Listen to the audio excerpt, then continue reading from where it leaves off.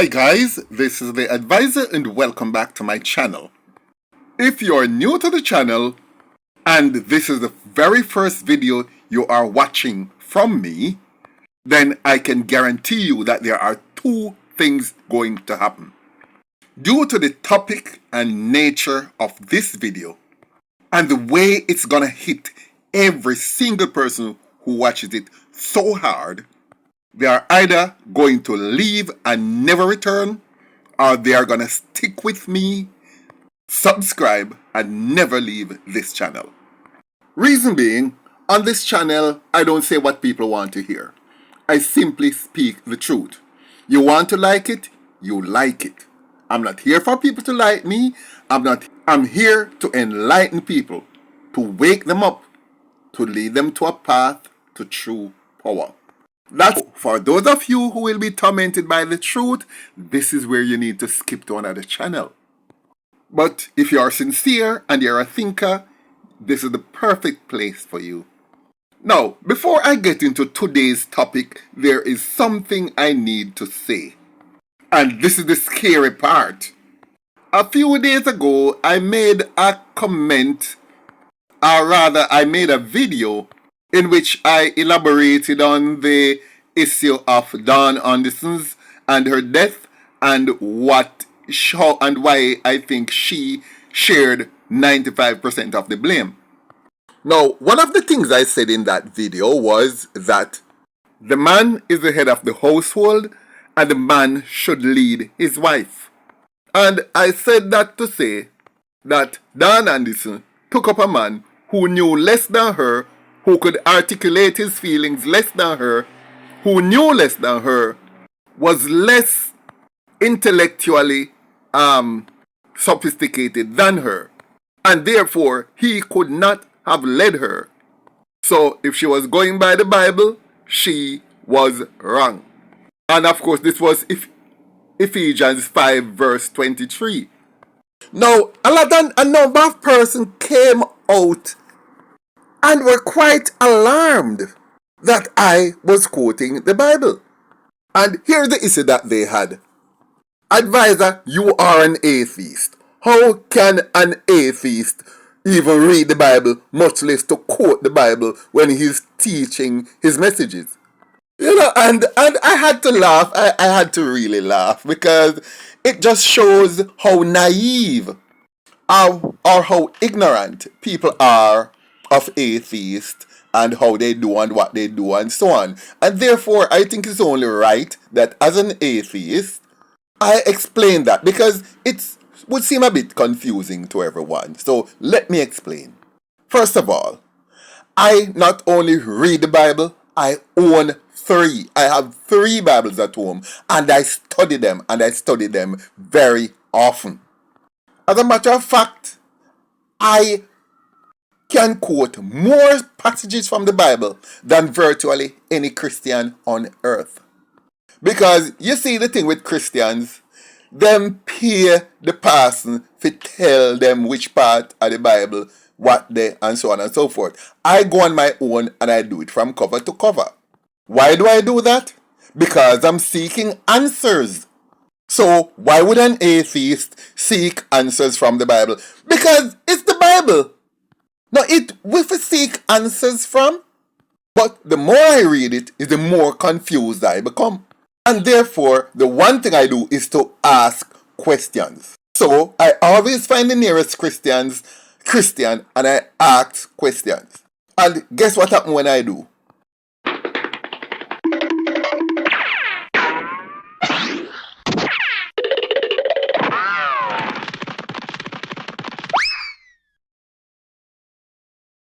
And when I ask another question, it's like,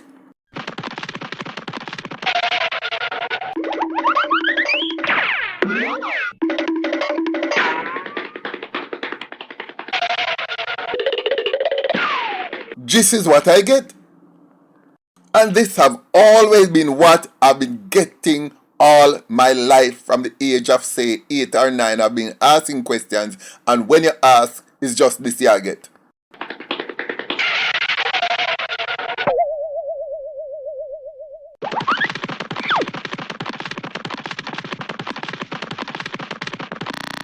They don't answer nothing. All I get are threats about wait till him come, you're gonna burn in a fire. You're gonna see what gonna happen to you. You still don't believe. Me don't want to have nothing more to do with you ever again. Because from you not agree with me, fine. Even though they will not answer questions. Now, the only people who me know no answer question when them a put something to you and you question them and they don't answer, the real reason is because they have no answers to give you.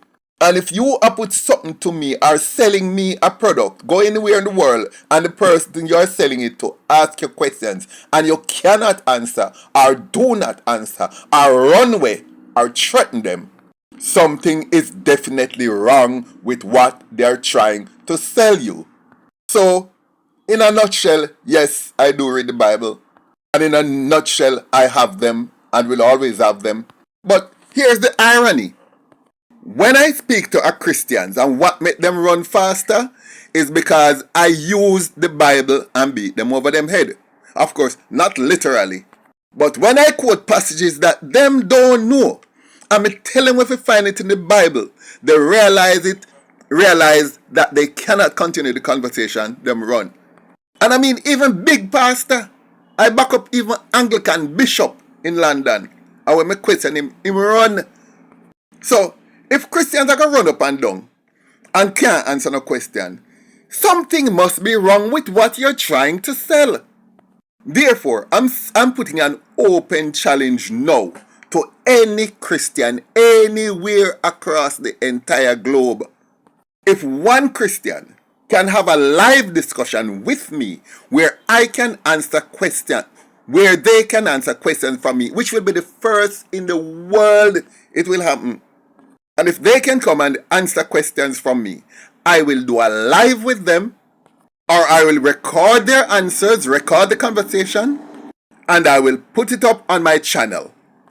And if what they say is substantial and sensical, I will definitely change my view, because all I'm seeking are answers. Now, I'll be tracking this challenge and see if there is any Christian on the face of this globe who will take up this challenge. I doubt they will. But it is hypocritical for people to expect me to be buying something and you don't even know how to sell it. That means that you don't even know where you want to sell. So how you want to sell it to me? I wait to see if there's anybody anywhere across how much billion people across the globe who can come back to me and be interviewed by me and straighten up any question that I have. Even one dege question you clear up using logic, rational, common sense, reason, and evidence. And I will agree that you are onto something. Until then, don't waste my time. No snake oil salesman round here. Come with something where makes sense. Anyway, on to the topic. Now, as you guys know, I have always said that politics and religion are the two most heinous and pervasive and cruel forms of mind control. And that politics and religion can make you hate yourself and renounce your own values, your own self-worth. And this is one political issue that I'm going to speak of, because I'm not afraid to talk about politics or religion, Especially when we talk about either issue, people run up and down like teeth, like cow in them skin. So here's the political issue I'm going to talk about now. Mark Jefferson Golding, our opposition leader.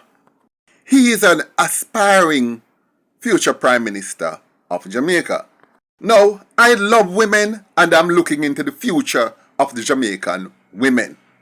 And I have to ask myself, would Mark Golding be one of the best champions of women's rights in this country?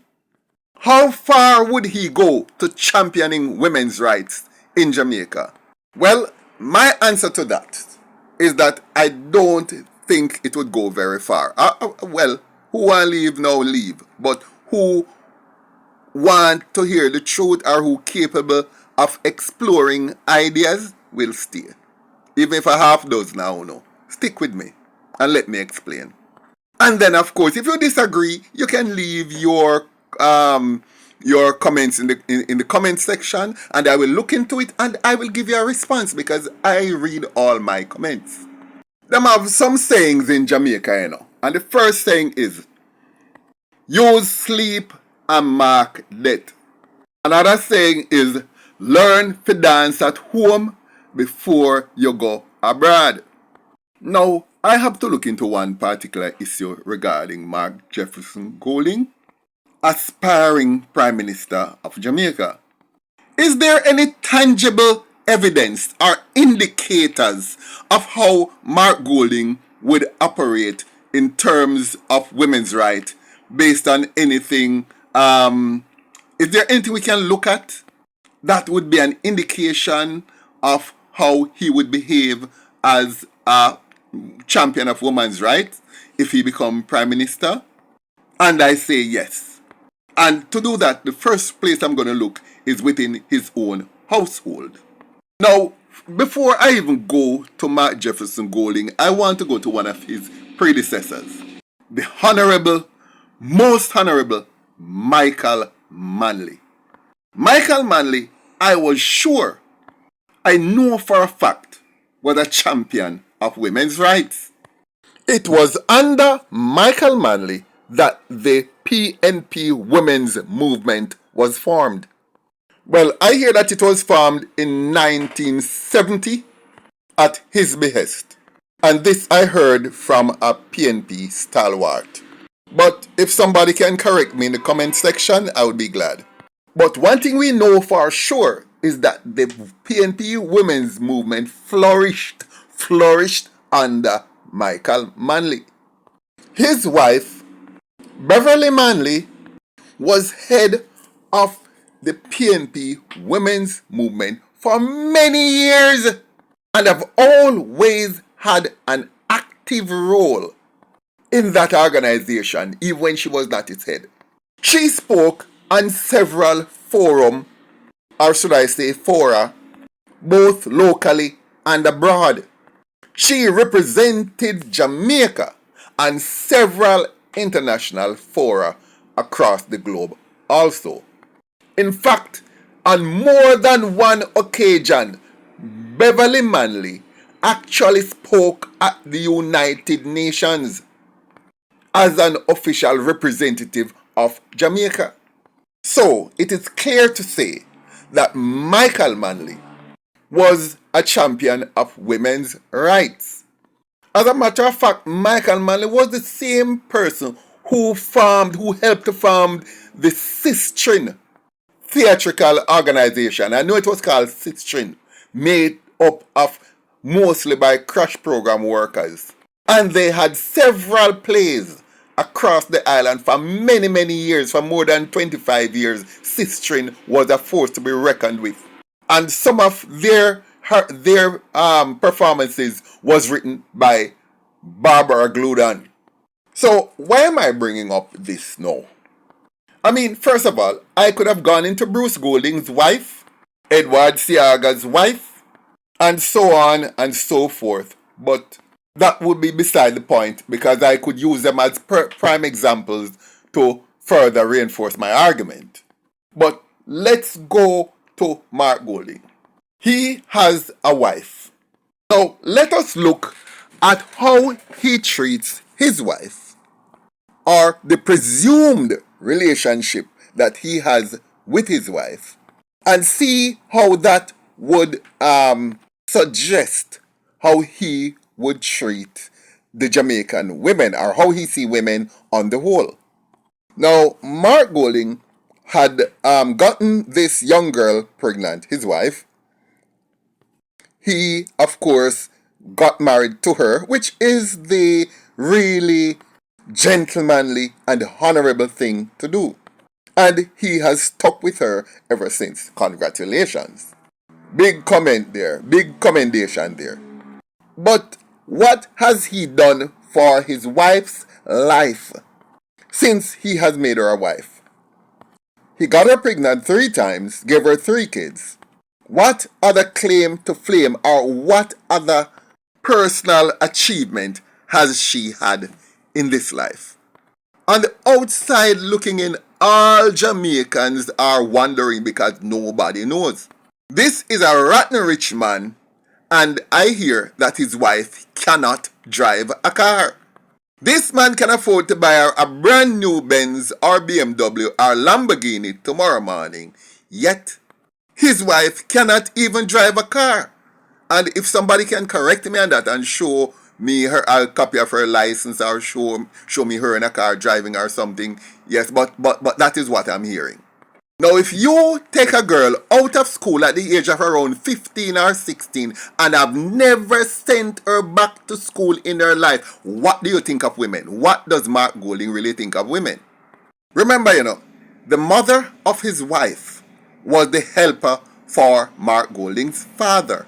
So, Mark Golding's wife is the daughter of a helper, a housemaid. And he took the housemaid's daughter and turned her into a housemaid, albeit a ring on her finger. Now, there are people, women, I've spoken to many women, who have come out and said we shouldn't blame Mark Golding for that. Their reason being, suppose she didn't want anything else. Suppose that's all she wanted. Like, really?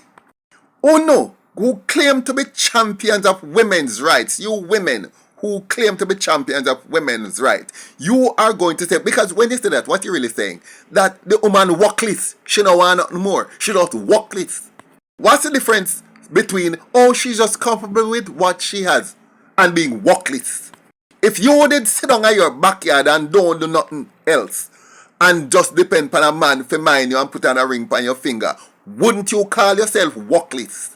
And if you never walkless, why you never did go just slung a yard and make man mind you? You would have walkless if you would have that. But Mrs. Sandra Golding no walkless when she do that. Now, you see how politics work? You will champion women's rights and you will stand up for women's rights. But when it comes to your politics and you go for a certain candidate, you will throw every single one of your women's rights out the window and debase and denounce and undermine and belittle another woman like yourself because it is politically expedient to do so. Imagine, and I've said it before, Mark Golding never necessarily have to send her back a high school nor necessarily make she go university because we don't know is that everybody head can take university. Let's face it. But him could have sent her even heart NTA, make she go get one little certificate in a dressmaking, in a hairdressing, or in a something. Mark Golding is happy to keep her as dumb as Ferk because that is what he is comfortable with. Him comfortable with having her being just the helper's daughter. And women on the whole, blame her. It's her fault because she never want no better. And he just went along with it. Like, really? Bear another thing in mind. This PNP stalwart, this lady that I spoke with, you know what she told me? She was active in the PNP's women's movement. And from Portia Simpson Miller stopped being the head of the party, not a single meeting of the PNP's women's movement have been held. Well, not that she know of. Since she was very active in there, she should know. But if anybody can tell me in the comment section if other meetings had been held, please let me know. But the bottom line is this. Would a man who is very prepared to marry to a woman and keep her in our house for catch house color, he don't want her to elevate or did not care to elevate his wife in any way, shape or form, has never addressed a crowd. I doubt if he would have make she address the gleaner man will come and gate. Much less to go agree or stand on a stage and say a single word. Can a man like this, as a prime minister, come out and champion women's rights? Now, I want some people to come in the comment section now and tell me plain. Lay out for me all the factors that would make you think that Mark Golding will ever, if he were to become Prime Minister, will champion women's rights. Lay it out. I am willing to push that out to all my audience across the globe and let them know why Mark Golding is a champion of women's rights. I would champion women's rights. Guys, thanks for watching. Like, share, leave a comment below, and I look forward to seeing you in my next video.